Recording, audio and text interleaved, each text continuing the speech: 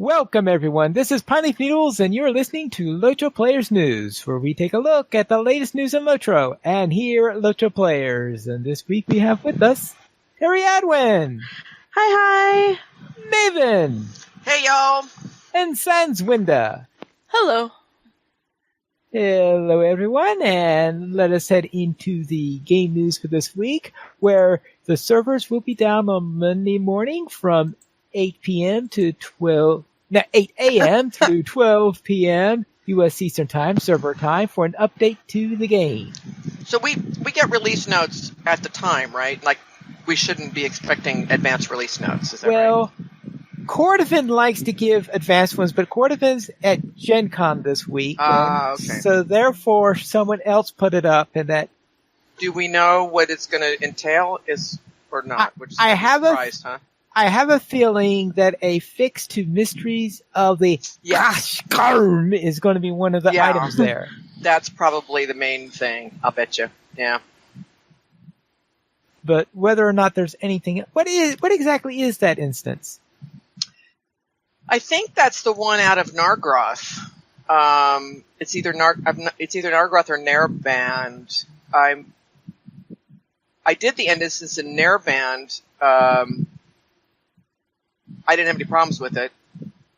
I'll have to look it up. But yeah, it's either Nargroth or Nairband. It's in Talis Rui. It's in that place that I haven't done yet. Right, that one. In other words, the place you usually go after Lingris? Yeah.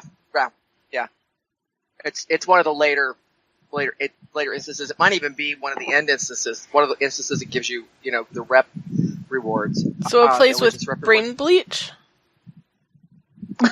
A place with brain bleach? Well, you said after Lingris. Oh, right. Yes, right. Yeah. It's a place where you go to recover from your PTSD about spiders. Anyway, I think it's there, and I can't quite remember which instance it is. If it's Nairband or Nargroth, but somebody in the chat might know. So there are quite a number of people who will be very interested in them repairing this. So we can expect that if they're making an update to the game, that would be one of the priorities they would be expecting to have. But as for anything else, I don't know, except possibly Farmer's Fair. Oh, yeah, that's right. That is possible. Because I think Farmer's Fair is starting next week. I do believe it is due to start next week, yes. Yeah, so Farmer's Fair will be in there probably. So it's all the latest fixes to that, and maybe one or two other tweaks to the game. I'm hoping they fix one or two loot issues in Mordor. Probably wouldn't be ill-advised. So with that, speaking of rewards and all that stuff, what's on sale this week? Well, I'm so glad you asked, because aside from the free sample, it's totally a me sale. Woo! Free sample this week is a random relic pack ×1 with coupon Randor, because we haven't beat that horse enough times yet. It's RANDOR. And then 20% off a lot of really cool cosmetic stuff. Shared wardrobe, cosmetic outfit slots, mounted combat trait specs and cosmetic slots, and select cosmetics. Yay! So excited. Ooh. Watch me miss out, because I'm so excited about shared wardrobe, I keep forgetting to get it while I'm logged into the game. I'll remember it next Friday, after it's not on sale anymore. Of course. Now then, let's head into the site news, and we begin with Allegiance. Why, where, how, and what for? This is Squirrel's explanation about what Allegiance is.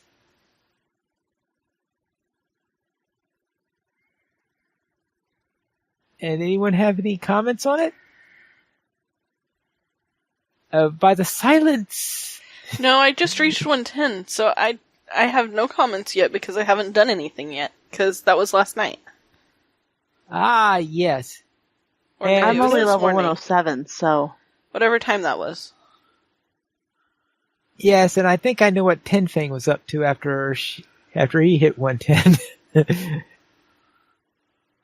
Yeah, I actually went to the Hobbit Allegiance. It was really fun. All right. Yeah, the Hobbit Allegiance. Yes, that is a fun little one because that's It one that is. I'm doing. And therefore, we'll then head into the Family Line Part 148.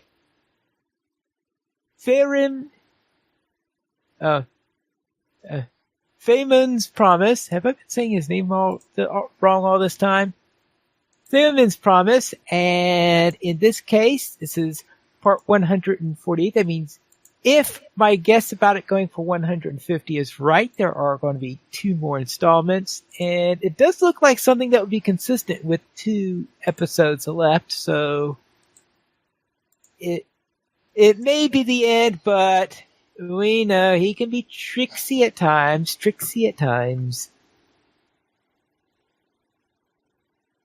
Make it look like it's going to be the end, but who knows?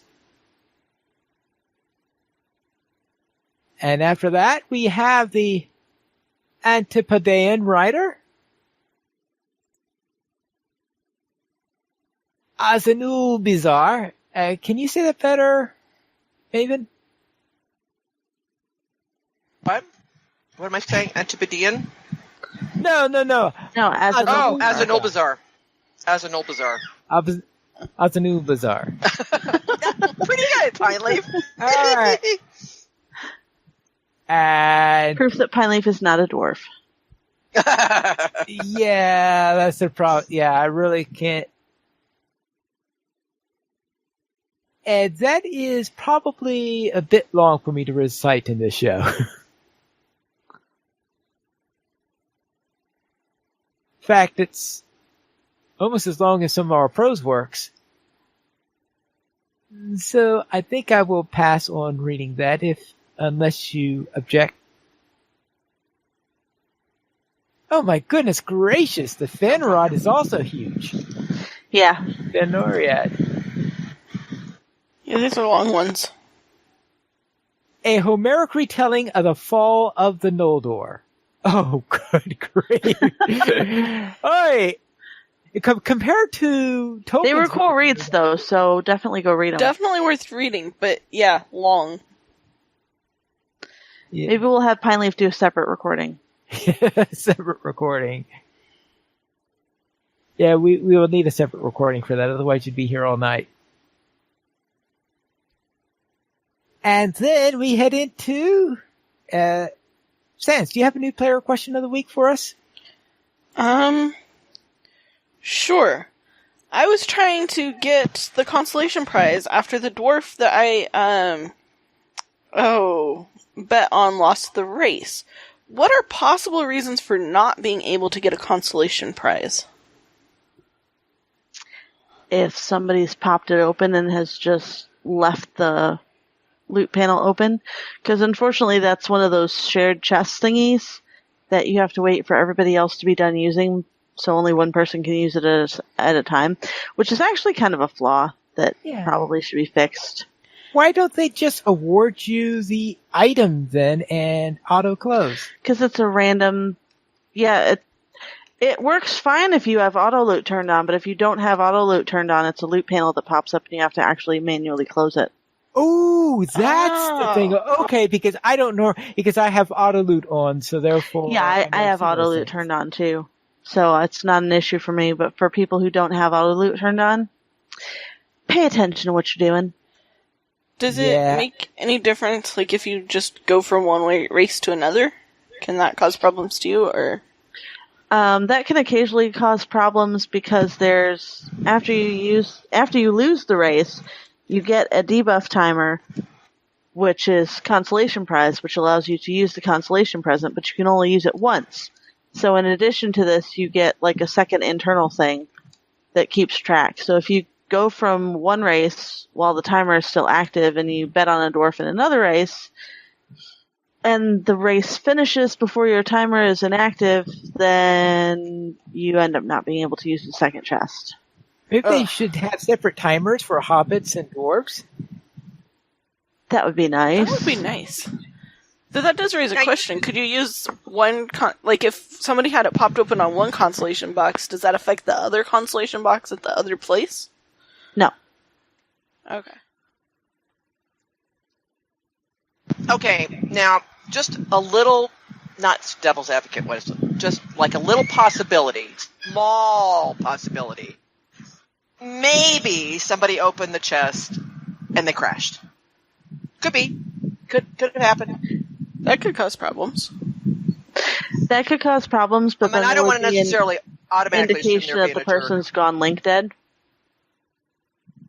Well, and it could just be somebody who wasn't sure what they were doing with a bunch of pop-up windows on their screen or something, too, if it's somebody's using it.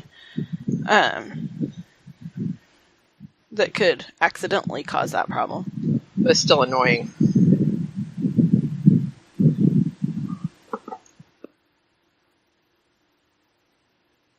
All right, then. Let's head into our weekend LOTRO. And Terry Adwin, what were you up to? Not a lot, because I kind of got kicked in the face by real life this week. Again. But Well Dressed has been summer festivaling. He's not entirely sure why the Hobbit quest giver is all upset about his fountain skills, because he thinks he does a perfectly good cooling fountain. He's not sure why she's all upset every time he comes back and reports about how awesome it was. He also had really, really good luck on his first day at the races. So the first Hobbit he bet on won the race, and then the first dwarf that he bet on won the race, and he hasn't had Hobbit or dwarf win the race since, but had a really good first day at the races. I need to really hand it to him, though, because with the Hobbit being that kind of like judgmental, he's really holding himself back, because he could say, "I'm sorry, do you know who I am? Do you know that I fought in the Battle of Last Alliance with Elendil and Gilgalad? I mean, seriously, you little thing." So he's not doing that. He's being quite the, gentle elf. Gentle elf. Well, because, I don't know if you've seen the screenshots of Well Dressed Killing Machine, but basically the way he's walking around Middle Earth, everybody should know who he is. So he just kind of assumes that's just a Hobbit thing to not know who anybody is. He's probably not wrong. Okay. And then my warden Malethriel has moved on to Zalem Millet questing in Moria. And she also did the level 58 class quest, which apparently, so you're level 58, so they send you to Foundations of Stone, and they tell you to kill Nameless, which are level 59. But she actually had no problem with this, so OP Warden is a little bit OP, and completely okay with this. Yeah, she had to go kill 6 Nameless, and she killed pretty much everything else that was in her path. As wardens do. As wardens do. And it was all like level 59 and 60. It was all yellow and orange names. And no problems whatsoever. Yeah, kind of important. It's not even a contest. So, and yeah, that was my week. So, Maven, how'd you do? Well, Gloria L, my hunter, my firstborn, completed her first allegiance and started on her second. And she got all the lore books but one. And she met some surprising people in the swamp. So that was kind of fun. Maven, the lore master, ran Udun with Sans and a couple of other crazy people. And Terry was on for a while, listening in and chatting. And after she left, we tried to take on the huge Troll by Dur thing.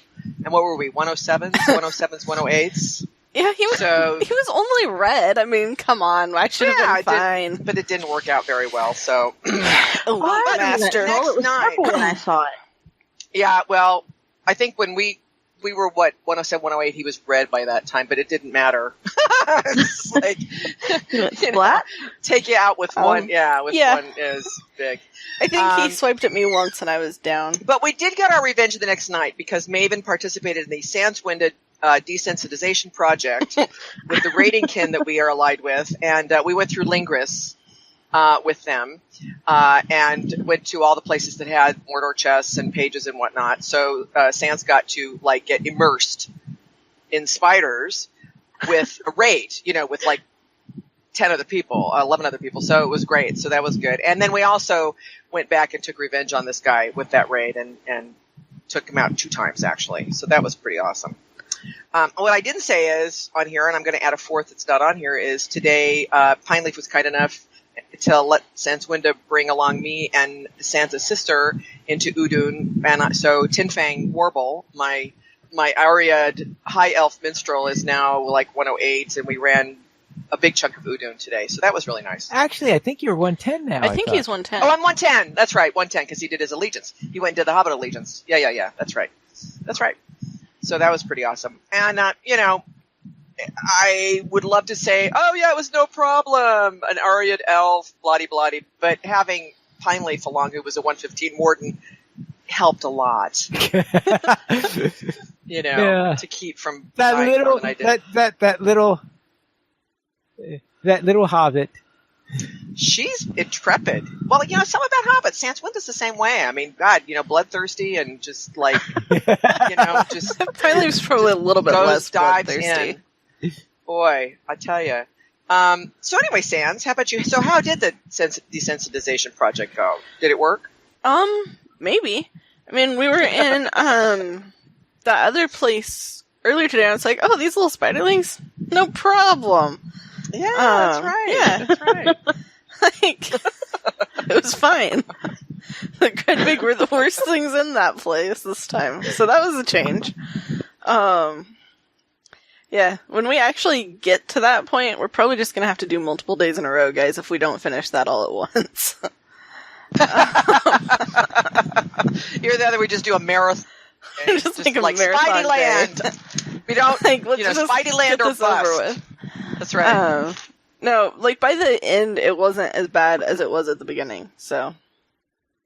But at the beginning, keeping my eyes open was a challenge. And I had to, because I was riding a war steed. Yeah, I said to her at one point, I said, so how is it, Sans? I said, is it okay with the spider? She goes, well, yeah, if I keep my eyes closed. I'm like, I don't know if it's going to work. Yeah, it wasn't working very well. I had to open them. But, yeah, besides that, I helped run some lobies to Barad Dur with the girls of Middle Earth this week. And my sister was one of the lobies who ran to Barad Dur with us. And we actually got That's 2 the most lobies. stressful thing I've done in a while. It was! We actually got 2 lobies all the way into Barad Dur, though. So that was pretty impressive, on 2 different runs. We lost a lot of lobies to things like Sulakil and crawlers, for God's sake. We lost my lobie to, I think, a crawler when I was running. But it was a lot of fun.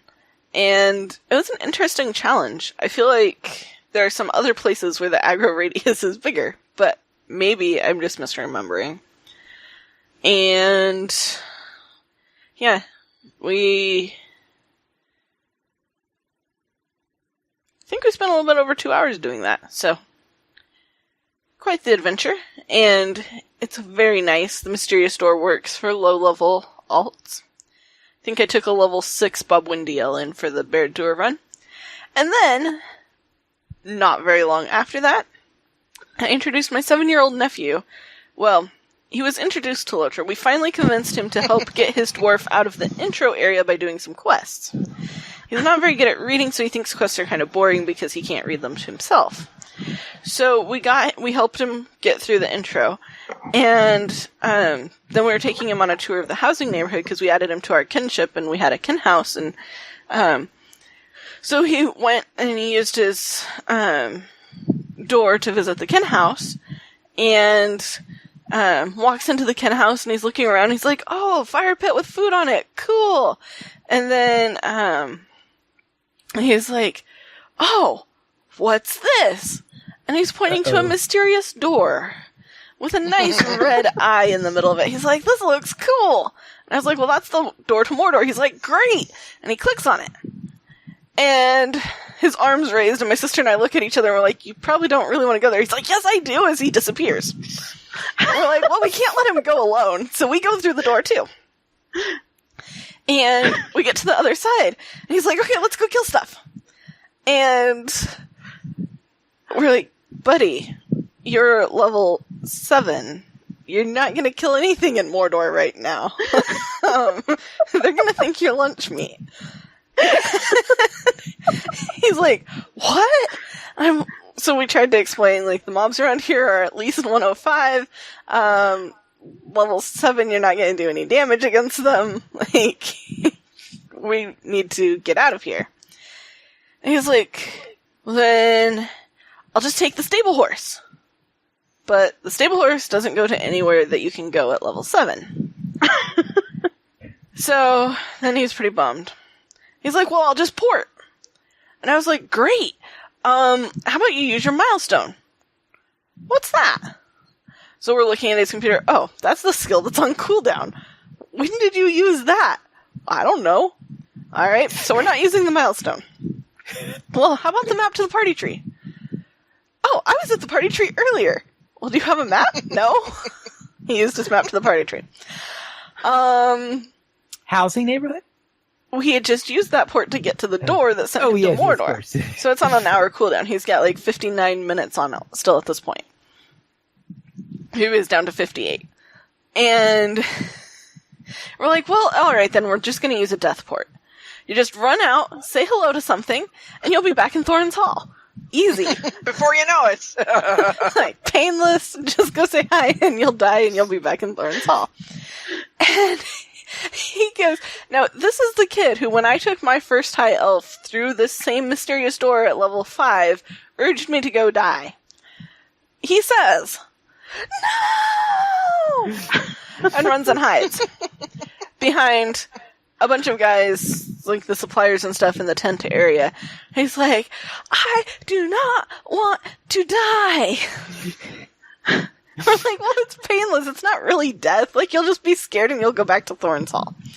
No! We're like, well, then we'll wait for your milestone to come off cooldown. It's only got like 30 minutes left on it. No problem. He's like, no.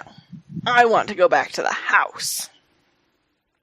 So, he waited for an hour for his housing skill to cool down to go back home. My sister ran out and said hi to something and was back in Thorin's Hall in no time. And I played chicken with the guards and the other mobs because if you are a low level and you run out and you get the attention of a mob and you run back behind those purple Gondorian soldiers, they will happily kill the mob for you. Unless that mob remains focused on you and gets close enough to tail swipe you or look at you or something else. So I lasted like 15 minutes just finding random things to pull back to the guards, and then I died and went back to Thorin's Hall. And then we waited 45 minutes while he came up with every excuse I've ever heard for how he was going to use this thing that was still on cooldown, and then was disappointed when it didn't work. But it was pretty funny. And he's got new respect for the mysterious door. And like he stays away from it? Yeah. Like, we walked into the house, he didn't even go up next to it. He's like, oh, why do you have 3 of those?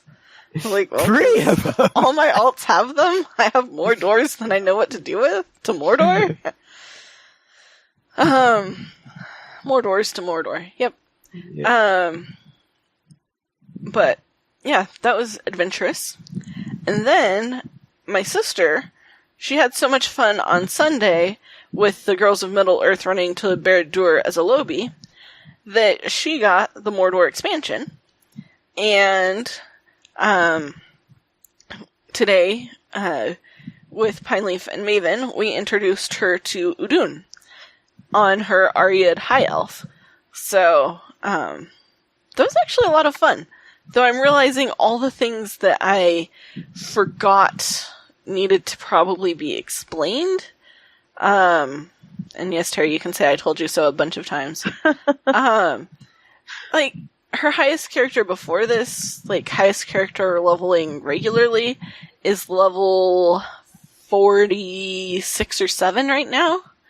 She has her first allies, but hasn't really done anything with them yet. And now suddenly I'm trying to teach her to ride a war steed, and to use slotted armor, and do all sorts of other things. So, yeah, it's interesting. But she's held her own very well. And, yeah, it's been a lot of fun. Pineleaf, how was your week? All right. All of my stuff involves my Crick Hollow Warden, which is my highest level character. And during that time, I was doing various quests, including one where I was supposed to burn orcs. Now, when I was asked to do this task, occasionally I ran into some orcs, the orcs that need to be burned, that were underwater. And I must have become a master of fire starting because I managed to burn orcs that were underwater. That's impressive. That's very impressive. That is really impressive. I don't know where my hobbit learned how to start fires, but it must be getting all the way all those levels of cook that I've been getting up there that now I can cook things that are underwater. Maybe I just boiled it. And also my warden reached level 115 while I was disguised as an orc. Awesome. And apparently that orc then asked me, "Oh, why do you have this white tree flying over your head?" And finally, soon after reaching 115, I participated in my first skirmish raid since the update. In this case, so this is our first 115 skirmish raid, and for some insane reason, despite the fact that we had characters from I think 107 or 8 all the way up to 115, we decided, all right, let's try it 115 tier 3. What? Uh-oh. So 115 tier 3. All right. that's not Finally, skirmishing responsibly. you decided I was not the raid leader. I would never have made such a selection under those circumstances, but that is what the raid leader decided to try. Let's try 115 tier 3. Because the first one we did was 110 tier 3. That sounded responsive, but 115 tier 3 sounded excessive to me, but we wound up doing it anyway. We did have a couple of trials and tribulations along the way, but we did manage to. This was breaching the Necromancer's Gate, so therefore it took us twice as long as usual. And we did have a couple of bumps in the road, meaning a couple of people who had to come back from the beginning. But we did complete the skirmish.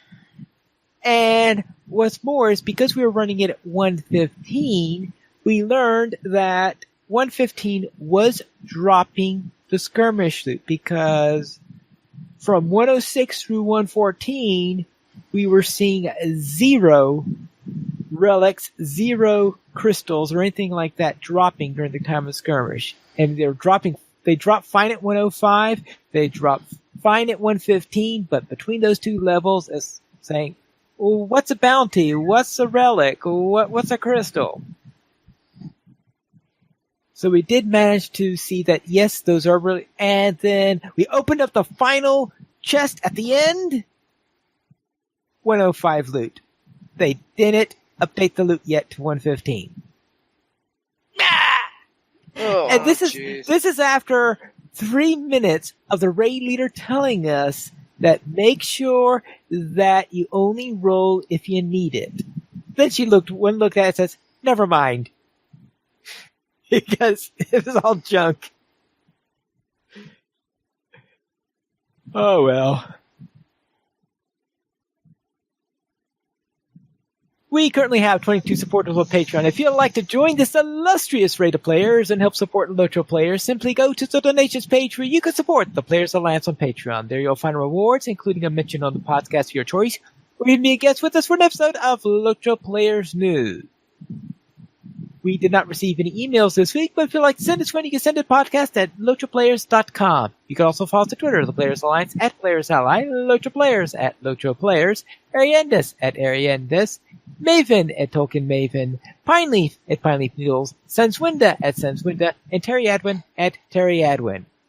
The Players Alliance has 3 live shows every Monday at 8:30 p.m. USD time. We have DDO Players News on the first and third Friday each month at 11:59 p.m. USD time. We have XP Quest, and every Saturday at 8:30 p.m. USD time we have LOTRO Players News. You choose for our live shows at LOTROplayers.com/live.